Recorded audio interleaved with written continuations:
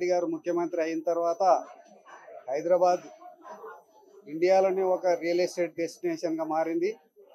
ఇప్పుడు ఇట్లాంటి furniture shops, ఈ సాఫ్ట్వేర్ ఆర్గనైజేషన్స్ అన్నిటి మధ్యలో ఇక్కడ పెట్టడం చాలా సంతోషకరంగా ఉంది.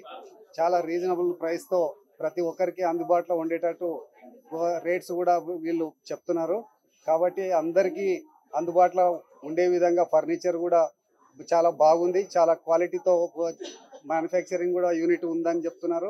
ఆ మ్యానుఫ్యాక్చరింగ్ యూనిట్ కూడా ఇక్కడనే పెట్టుకొని వాళ్ళు అందుబాటులోకి తీసుకొస్తారని చెప్పి ఆశిస్తున్నాం. ఈ రేవంత్ రెడ్డి గారు ముఖ్యమంత్రి అయిన తర్వాత మన క్రెడాయి వాళ్ళకి కానీ రియల్ ఎస్టేట్ వారికి చాలా ప్రోత్సాహకరంగా ప్రభుత్వం ఉంది.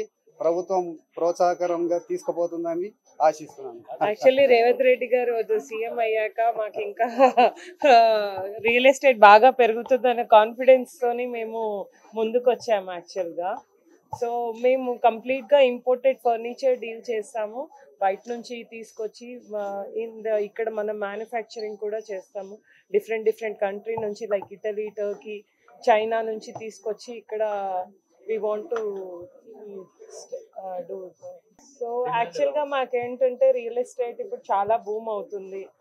హైదరాబాద్ కంప్లీట్లీ ఇంకా నెక్స్ట్ లెవెల్కి తీసుకొస్తారని, అభివృద్ధి అవుతుందని చెప్పే నేను దీనికి ముందుకు వచ్చాను. యాక్చువల్లీ లేదండి, మేము ఇంకా కంప్లీట్లీ పాన్ ఇండియా చేస్తాను. ప్రజెంట్గా దీంతో స్టార్ట్ చేసి ఎవ్రీ 6 monthsకి ఒక్కొక్క బ్రాంచ్ స్టార్ట్ చేస్తాము ఒక్కొక్క ఏరియాలో. ప్రజెంట్ మేము హైదరాబాద్లో అండ్ చెన్నైలో ఓపెన్ చేసాము. అండ్ ముందు ఇంకా డిఫరెంట్ స్టోర్స్ ఓపెన్ చేస్తామని అనుకుంటున్నాను. హైదరాబాద్లో ఇప్పుడు కోంపల్లిలో అనుకుంటున్నాను అండ్ ఎల్బీ నగర్లో అనుకుంటున్నానండి.